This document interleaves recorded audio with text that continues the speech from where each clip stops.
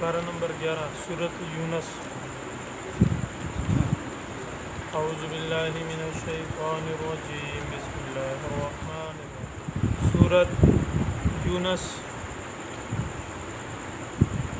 माक़बल सूरत के साथ इस सूरत का रबत ये है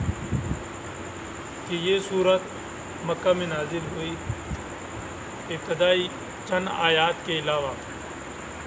जो कि मदीना में नाजिल हुई, बाकी तमाम सूरत मक्का में नाजिल हुई। और माक़बल सूरत जो सूरत तौबा थी वो मदीना में नाजिल हुई और तकरीबन हुज़ूर सल्लल्लाहु अलैहि वसल्लम की ज़िंदगी के आखिरी अयाम में नाजिल हुई। उसमें अल्लाह रब्बुल इज़्ज़त ने खुलकर जिहाद का हुक्म फरमाया, जिहाद के अहकामात को ज़िक्र फरमाया और साथ साथ मुनाफिकीन को उनकी मुनाफ़िक़त को ज़ाहिर किया और मुनाफिकीन के लिए अहकामात को नाज़िल फरमाया। इस सूरत में चूँकि ये आप सल्लल्लाहु अलैहि वसल्लम ने अभी हिजरत नहीं की थी, मक्का की सरज़मीन पर थे, तो यहाँ पर अल्लाह रब्बुल इज़्ज़त इस सूरत में दलाइल अक़लिया तौहीद के लिए, दलाइल तसर्रुफ़िया तौहीद के लिए और माक़बल कौमों के कुछ वाक़यात और मज़ामीन ज़िक्र करके इनको झंझोड़ेंगे कि ख्वाब गफलत से जागो और हकीकत को समझो और तस्लीम करो और अपने अक़ल को इस्तेमाल करो और इस हुज़ूर सल्लल्लाहु अलैहि वसल्लम की नबूवत को पे ईमान लेकर आओ, ताकि दुनिया में भी तरक्की हासिल कर सको और आखिरत में भी हमेशा हमेशा के लिए कामयाब हो सको। तो यहाँ पर दलाइल के साथ वक्तन फ़वक्तन अल्लाह रब्बुल इज़्ज़त उनको समझाएंगे और साथ साथ मुख्तलिफ़ वाक़यात और मज़ामीन को साथ अल्लाह रब्बुल इज़्ज़त समझाएंगे। अब देखिए कुरान की इन आयात को। अलिफ लाम रा हरूफ़ मुक़त्तआत हैं। इसके मानी मुफ़स्सिरीन हज़रात फरमाते हैं कि अल्लाह रब्बुल इज़्ज़त ही जानते हैं और हुज़ूर सल्लल्लाहु अलैहि वसल्लम को अल्लाह रब्बुल इज़्ज़त ने बतला दिए, लेकिन उम्मत के लिए ज़रूरी नहीं था, तो आप सल्लल्लाहु अलैहि वसल्लम ने बतलाना भी ज़रूरी नहीं समझा। और दूसरी तफसीर में मुफ़स्सिरीन हज़रात फरमाते हैं कि हुज़ूर सल्लल्लाहु अलैहि वसल्लम ने उम्मत को उन चीज़ों का बतलाया जिनके साथ उनका वास्ता पढ़ने वाला था। तो हरूफ़ मुक़त्तआत के मानी के साथ कोई वास्ता पढ़ने की नौबत नहीं आनी थी, तो आप सल्लल्लाहु अलैहि वसल्लम ने अल्लाह के हुक्म से बतलाया भी। तो ये इसके हरूफ़ मुक़त्तआत का माना अलिफ लाम रा अलिफ लाम रा ही किया जाता है। तिल का आयातुल किताबिल हकीम, अल्लाह रब्बुल इज़्ज़त फरमा रहे हैं कि ये कुरान की जो आयतें हैं आप सल्लल्लाहु अलैहि वसल्लम की ज़ात के ऊपर जो नाजिल हो रही हैं, ये हिकमतों से पुर हैं, हिकमतों से पुर हैं, यानी कि मज़बूत मुस्तहकम है। हिकमतों से किस तरह पुर हैं? इसमें हलाल हराम और जायज़ नाजायज़ हर चीज़ों का ज़िक्र अल्लाह रब्बुल इज़्ज़त ने कर दिया। इस एतबार से ये कुरान की आयतें जो है ये हिकमतों से पुर हैं। चूँकि मक्का की सरज़मीन थी, आप सल्लल्लाहु अलैहि वसल्लम ने जब नबूवत का ऐलान किया, इलाए कलिमतुल्लाह को बुलंद करने के लिए तौहीद की दावत दी, कलमे की दावत दी, तो वहाँ पर बुत परस्ती का दौर था।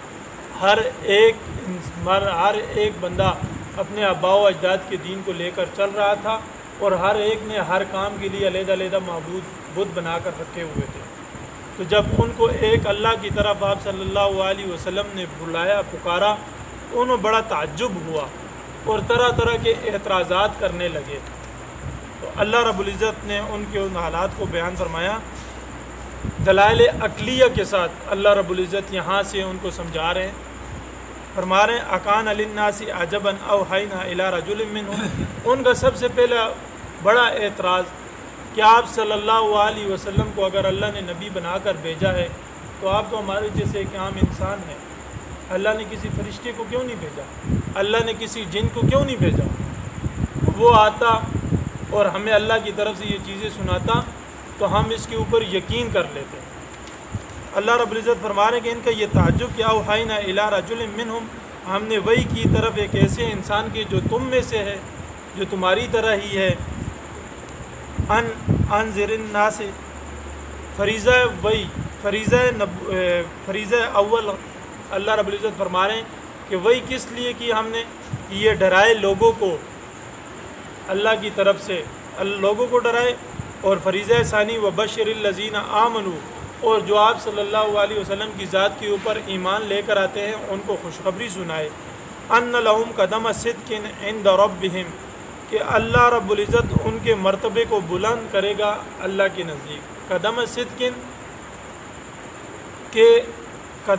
کی تفسیر میں مفسرین حضرات فرماتے ہیں کہ ہر نیک کام بد کام کے لیے جو انسان پہلا عمل کرتا ہے وہ قدم اٹھاتا ہے، اس کا بنیادی وجہ بنتی ہے وہ قدم ہے۔ تو اللہ رب العزت فرما رہے ہیں کہ یہ قدم صدق، یہ قدم جو نیکی کے کام کی طرف اٹھاتے اور ساتھ ہی لفظ صدق لے آئے، یہ اخلاص، سچائی، للہیت، یہ چیزیں انسان کو دنیا میں ترقی کا سبب بنتی ہے۔ اور قدم صدق، یہی قدم جو اخلاص کے ساتھ، للہیت کے ساتھ اور صدق کے دل کے ساتھ جو انسان کام کرتا ہے، یہی اللہ رب العزت کل قیامت میں جنت میں یہی اس کی درجات کا سبب بنائے گا۔ تو اس لیے یہاں پر اللہ رب العزت نے فرمایا کہ وبشر الذین آمنوا، خوشخبری سنا دیجئے ایمان والوں کو کہ ان کے ہر وہ قدم جو اخلاص کے ساتھ للہیت کے لیے اٹھاتے ہیں، اللہ کی رضا کے لیے نیکی کا کام کرتے ہیں، وہ دنیا میں بھی ان کی ترقی کا سبب بنے گا اور آخرت میں بھی ان کی ترقی کا سبب بنے گا۔ ان کے رب کے پاس وہ ان کے اعمال محفوظ پڑے ہوں گے۔ جب آپ صلی اللہ علیہ وسلم نے مشرکین و منکرین کو ڈرایا، کفار کو ڈرایا، اور جب انہوں نے قرآن کو دیکھا وہ یہ سمجھ گئے کہ یہ کسی انسان کا کلام نہیں ہے، یہ یقیناً آسمانوں سے اترا ہوا اللہ کا کلام ہے، دل ہی دل میں اعتراف کر رہے تھے، لیکن اپنے آپ کو جھوٹی تسلیوں کے لیے کہتے تھے یہ تو کوئی جادوگر ہے، یہ تو بہت بڑا کوئی جادوگر ہے جو جادو کے ذریعے یہ کلام لا کر ہمیں مرغوب کرنا چاہتا ہے، ہمارے اوپر یہ جادو کرنا چاہتا ہے۔ تو اللہ رب العزت نے ان کے ان الفاظ کو بیان فرمایا کہ قال الکافرون، وہ کافر جن کو آپ صلی اللہ علیہ وسلم سے حسد بڑھ گیا، انہوں نے کہا ان ھذا لسحر مبین، یہ تو بہت بڑا جادوگر ہے۔ پھر اللہ رب العزت دلائل عقلیہ کے ساتھ اپنا علم ثابت کرنے کے بعد اللہ رب العزت نے یہاں پر کچھ اپنی تصرفات کے ذریعے ان کو سمجھانا چاہا کہ دیکھیے کس طرح میں نے دنیا کے اندر تصرفات کیے ہیں۔ ان دلائل تصرفات کے ساتھ اللہ رب العزت سمجھانا چاہتے ہیں کہ بے شک ان ربکم الذی خلق السماوات والارض فی ستۃ ایام، اللہ رب العزت وہ ذات ہے، اس وحدانیت ذات کی عبادت کرو اور اپنی بتوں کی عبادات کو چھوڑ دو، کیونکہ اللہ رب العزت وہ ذات ہے جس نے پیدا کیا زمین و آسمان کو 6 دن کے اندر۔ ثم استوى علی العرش، پھر ان 7 آسمان کے اوپر اللہ رب العزت نے اپنا عرش بچھایا، یدبر الامر، اور یہ عرش بچھانے کی حکمت کو بیان کیا کہ یدبر الامر، اللہ رب العزت وہاں سے اپنے حکموں کی تعمیل کرتے ہیں۔ ما من شفیع، جب آپ صلی اللہ علیہ وسلم نے ان کو اللہ کی طرف اللہ کی طرف بلایا، الہ کلمت اللہ کو بلند کرنے کے لیے، اور آپ صلی اللہ علیہ وسلم کی بات کو جب انہوں نے سنا تو انہوں نے کہا کہ یہ ہمارے جو بت ہیں جن کو ہم پوجتے ہیں، مختلف ہمارے بت ہیں جو ہر کام میں ہماری ضرورت پوری کرتے ہیں، ٹھیک ہے اللہ کی ذات کو وہ مانتے تھے، لیکن کل یہ اللہ کی بارگاہ میں ہمارے شفیع ہوں گے، ہماری سفارش کرنے والے ہوں گے۔ جس طرح دنیا کے کاموں میں ہم ان کو پکارتے ہیں، دنیا کے کام یہ ہمارے پورے کرتے ہیں، کل یہی بت اللہ کی بارگاہ میں ہماری سفارش کرنے والے ہوں گے،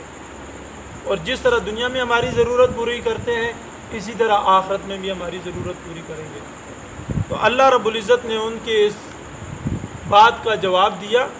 کہ ما من شفیع الا من بعد اذنہ، کہ کل قیامت کے دن کوئی بھی شفاعت کرنے والا نہیں ہوگا، لیکن صرف وہی افراد سفارش کر سکتے ہوں گے جو میرے پسندیدہ ہوں گے، اور ان کو میں حکم دوں گا، میرے حکم کے بعد وہ سفارش کرنے والے ہوں گے۔ لہٰذا یہ ذہن سے نکال دو۔ پھر ذالکم اللہ ربکم فاعبدوہ، اللہ رب العزت فرما رہے ہیں اپنے دلائل تصرفیہ کے ساتھ کہ دیکھو میں نے کیسے تصرف کیا، آسمان کو بنایا، زمین کو بنایا، ان کے اندر سیاروں کو بنایا، ان کے اندر ضروریات زندگی کی تمام چیزوں کو رکھا، یہ تصرفات کرنے والا کون؟ اللہ رب العزت کی ذات۔ پھر ان ساتوں زمین و آسمان کے اوپر میں نے عرش کو بچھایا، عرش کے اوپر میں خود آیا، اور یدبر الامر، ہر حکم کی ہر کاموں کی تدبیر کرنے والا۔ پھر اللہ رب العزت فرما رہے ہیں کہ یہ چیزیں سمجھو، سوچو، اور ان چیزوں کے بعد اللہ رب العزت فرما رہے ہیں ذالکم اللہ ربکم فاعبدوہ، ان تمام چیزوں کو کرنے والا میں ہوں، لہٰذا عبادت کے لائق بھی صرف اور صرف میں ہوں۔ ان بتوں کی عبادات چھوڑ دو جن کی تمہاری آباء و اجداد سے چلے آ رہے ہیں، لہٰذا ان تصرفات کرنے والا میں، تو عبادات کے لائق بھی صرف میں، میری عبادت کرو۔ افلا تذکرون، کیا تم ان تمام دلائل سننے کے بعد کوئی غور و فکر نہیں کرتے؟ کوئی تمہیں عقل نہیں آتی؟ الیہ مرجعکم جمیعا، حالانکہ تمہیں یقین ہے کہ ایک نہ ایک دن موت آنی ہے اور تم سب نے مرنا ہے اور میری طرف لوٹ کر آنا ہے۔ وعد اللہ حقا، اور یہ موت، یہ وعدہ اللہ رب العزت کا حق اور سچ ہے، ہر حال میں ہر زیرو چیز کو موت آنی ہے۔ ان یبدو الخلق، اللہ رب العزت حضور صلی اللہ علیہ وسلم نے جب ان سے فرمایا کہ موت آنی ہے اور موت کے بعد پھر ہم نے زندہ ہونا ہے اور اللہ کی بارگاہ میں کھڑا ہونا ہے اور ہر ذرے ذرے کا ہم نے حساب و کتاب دینا ہے، تو ان میں سے کچھ ایسے تھے جنہوں نے کہا ہم مر جائیں گے، گل سڑ جائیں گے، ہماری ہڈیاں ختم، گوشت ختم، پھر کیسے ہم زندہ ہوں گے؟ یہ آپ کیسی باتیں کر رہے ہیں؟ تو اللہ رب العزت نے ان کے ان جوابات کا، ان سوالات کا جواب دیا۔ اللہ رب العزت فرما رہے ہیں کہ پہلی دفعہ پیدا کرنا مشکل ہے، کسی چیز کو بغیر مٹیریل کے پہلی دفعہ بنانا یہ مشکل ہے۔ جب چیز ایک دفعہ وجود میں آ جائے، دوبارہ اس کو کئی طریقوں سے، کئی اس سے بنانا تو اس سے اور آسان ہے۔ لہٰذا پہلی دفعہ میں نے پیدا کیا تو دوسری دفعہ پیدا کرنا میرے لیے مشکل نہیں ہے۔ کیا دوسری دفعہ میرے لیے پیدا کرنا مشکل ہے؟ اور دوسری دفعہ میں پیدا اس لیے کروں گا کہ دنیا میں جس نے میرے احکامات کو مانا، میرے نبی کے طریقے کو مانا، میرے نبی کی باتوں کو اپنایا، تاکہ دوبارہ زندہ کر کے میں انصاف کے ساتھ ان کے نیک اعمال کا بدلہ دے سکوں۔ یہ دوبارہ زندہ کرنا اس لیے ہے، ایمان والوں کو ان کی ایمان کا بدلہ دے سکوں۔ اور وہ لوگ اور جنہوں نے میرے احکامات کو نہیں مانا، میرے نبی کی بات کو رد کیا اور اپنے آباء و اجداد کے دین پر چلتے رہے اور اپنے بتوں کی عبادات کو اپناتے رہے اور اسی کی عبادات کرتے رہے، ان کے لیے اللہ رب العزت فرما رہے ہیں لہم شراب من حمیم وعذاب علیم، ایک کھولتا ہوا پانی ہے، پیپ ہے، کھولتا ہوا خون ہے، اور ایک دردناک عذاب میں نے کل قیامت کے دن جب مر کر زندہ ہوں گے ان کے لیے تیار رکھا ہوا ہے۔ اور یہ عذاب کس وجہ سے؟ بما کانوا یکفرون، وہ میری ان قرآن کی آیاتوں کا، میرے نبی کی باتوں کا انکار کرتے تھے، اس انکار کے بسبب ان کے لیے عذاب تیار کیا ہوا۔ پھر اللہ رب العزت مزید، چونکہ آپ صلی اللہ علیہ وسلم کے دل میں ایک تڑپ تھی، ایک کڑک تھی، میرا ہر امتی جنت جانے والا بن جائے، جہنم سے بچ جائے، تو آپ صلی اللہ علیہ وسلم کی اس محبت کو، اس تڑپ کو دیکھ کر اللہ رب العزت وقتاً فوقتاً ان کو سمجھانے کے لیے طرح طرح کے دلائل دیتے تھے۔ تو دلائل تصرفیہ میں سے اللہ رب العزت اور دلائل ان کو مزید سمجھانا چاہتے ہیں کہ ہو سکتا ہے یہ ایمان لے آئے اور آپ صلی اللہ علیہ وسلم کے سینے کو ٹھنڈک پہنچے، یہ راہ راست پر آ جائے۔ اللہ رب العزت فرماتے ہیں کہ میں ہی عبادت کے لائق ہوں، تم نے جو یہ بت بنائے ہوئے ہیں یہ عبادت کے لائق نہیں ہے۔ کیوں میں عبادت کے لائق ہوں؟ فرما رہے هو الذی جعل الشمس ضیاء، اللہ رب العزت فرما رہے کہ میں وہ ذات ہوں جس نے سورج کو پیدا کیا چمکتا ہوا، والقمر نورا، اور چاند کو پیدا کیا روشن، وقدرہ منازل، اور پھر چاند سورج کو پیدا کرنے کے بعد اس کے منازل کو ہم نے طے کر دیا، مقرر کر دیا، لتعلموا عدد السنین والحساب، تاکہ اس چاند اور قمر، چاند اور سورج، ان دونوں کی نقل و حرکت کے ذریعے تم دنوں کا، مہینوں کا، سالوں کا حساب رکھ سکو، جس کے ذریعے تم اپنی دنیاوی معاملات چلا سکو اور جس کے ذریعے تم اپنی دینی فرائض کو ادا کر سکو، حج کو ادا کر سکو، رمضان کے روزوں کو ادا کر سکو، اسی طرح تمام کی تمام ضروریات دن میں 5 نمازوں کو ادا کر سکو۔ یہ چیزیں ان کا حساب کے ذریعے قمر، چاند اور سورج کو میں نے پیدا کیا، ان کو ترتیب کے ساتھ اللہ رب العزت نے شروع میں فرمایا ثم استوى علی العرش، اللہ رب العزت عرش پر آ کر بیٹھ گئے. کس طرح؟ یدبر الامر، اس لیے کہ الشمس ضیاء والقمر نورا وقدرہ منازل لتعلموا عدد السنین والحساب، تاکہ ان سورج، چاند، ستارے دنیا کے نظام کو ترتیب کے ساتھ چلائیں تمہارے فائدے کے لیے، اس کے ذریعے تم اپنی دنیاوی معاملات بھی سدھار سکو اور دینی معاملات بھی سدھار سکو. قدر منازل لتعلموا، یہاں پر مفسرین حضرات فرماتے ہیں کہ الشمس ضیاء، سورج کو چمکتا ہوا پیدا کیا، گویا کہ سورج کی جو روشنی ہے وہ سورج کی اپنی ہے. اور والقمر نورا، اور چاند کو اللہ رب العزت نے چمکتا ہوا پیدا کیا، روشن پیدا کیا. تو چاند کی جو روشنی ہے وہ سورج کی دی ہوئی ہے اور سورج کی جو روشنی ہے وہ اپنی ہے. اس لیے اللہ رب العزت فرما رہے ہیں کہ قدر منازل لتعلموا، ان تمام چیزوں کو پیدا کرنے کا مقصد تمہارا فائدہ ہے. ما خلق اللہ ذالک الا بالحق، اللہ رب العزت فرما رہے ہیں کہ یہ تمام چیزیں میں نے بے مقصد پیدا نہیں کی، صرف اور صرف حق کے ساتھ تمہارے فائدے کے لیے پیدا کیے. اور یہ تمام جو اللہ رب العزت فرما رہے ہیں کہ یہ تفصیل میں بیان کر رہا ہوں، یہ اس قوم کے لیے ہے جو عقل رکھتی ہے، جو سمجھ رکھتی ہیں، تاکہ دنیا اور آخرت میں وہ کامیاب ہو سکے، غور و فکر کر سکے. جو دانشور ہیں، جو ان کی قسمت میں ہدایت لکھی جا چکی ہے، وہ اس سے فائدہ اٹھائیں گے. اللہ رب العزت ان کو پھر اللہ رب العزت مزید دلائل دیتے ہوئے فرما رہے ہیں کہ زمین و آسمان کو پیدا کرنے والا میں ہوں، اس کے نظام کو چلانے والا میں ہوں، اس میں چاند سورج کے نظام کو بنا کر تمہارے فائدے کے لیے چلانے والا میں ہوں، لہٰذا میں ہی عبادت کے لائق ہوں، تمہارے یہ بت جو ہیں یہ عبادت کے لائق ہیں. پھر مزید سمجھاتے ہوئے اللہ رب العزت فرما رہے ہیں کہ سورج، چاند، ستاروں کے ساتھ ساتھ ان فی اختلاف اللیل والنہار، تم دن کا آنا اور رات کا آنا دیکھتے نہیں ہو؟ رات آئی دن چلا گیا، دن آیا رات چلی گئی، کیا اس چیز کو تم دیکھتے نہیں ہو؟ اس کو کون لا رہا ہے، کون لے کے جا رہا ہے، کون لے کر آ رہا ہے؟ وما خلق اللہ فی السماوات والارض، اور اللہ رب العزت نے پیدا کیا زمین و آسمان کو. اور یہ نشانیاں ہیں واسطے اس قوم کے جو عقل رکھتی ہے، جو ضد نہیں رکھتی، جو حسد دل میں نہیں رکھتی، جو اللہ کا ڈر خوف دل میں رکھتے ہیں، یہ ان کے لیے نشانیاں ہیں.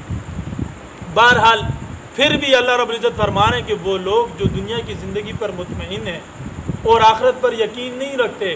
اور اللہ کی رضا کے پر اللہ سے ملاقات کے اوپر یقین نہیں رکھتے، یہی لوگ غافل ہیں، غفلت میں پڑے ہوئے ہیں. اور یہی لوگ ہیں جن کا ٹھکانہ جہنم ہے، اور یہ ٹھکانہ ان کا جہنم جو ہے یہ ان کے اپنے اعمال کی وجہ سے بنے، ان کے بد اعمال ہیں، ان اعمال کی بدعمالیوں کی وجہ سے انہوں نے اپنا جہنم ٹھکانہ بنا لیا. نہیں تو انسان جو پیدا کیا وہ خلیفہ ہے، اللہ کا نائب ہے. اور اللہ رب العزت وقتاً فوقتاً جو انبیاء علیہ السلام کا سلسلہ جاری فرمایا اور وقتاً فوقتاً ان کو سمجھانے کے لیے دلائل عقلیہ، دلائل نقلیہ اور یہ دلائل تصرفیہ، یہ جتنے دلائل اللہ رب العزت وقتاً فوقتاً بیان فرما رہے ہیں، یہ اس اپنے نائب، اس خلیفہ کو